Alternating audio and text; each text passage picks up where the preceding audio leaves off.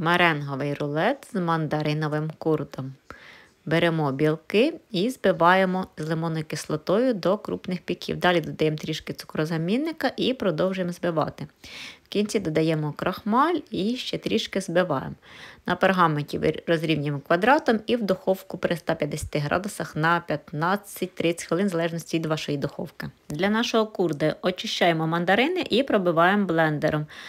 Протираємо через сито, додаємо крахмал, жовтки, підсолоджувач, все ставимо на вогонь і варимо до загустіння. Для крему змішуємо всі інгредієнти і перебиваємо це все блендером. Достаємо наш корж, даємо йому вихолонути і починаємо збирати наш рулет. Змащуємо кремом, залишаємо трішки для того, щоб зверху змастити і прикрасити. Потім викладаємо наш курт, скручуємо, прикрашаємо, залишаємо на пару годин для стабілізації, нарізаємо і насолоджуємося цим мегабілковим десертом. Смачного всім!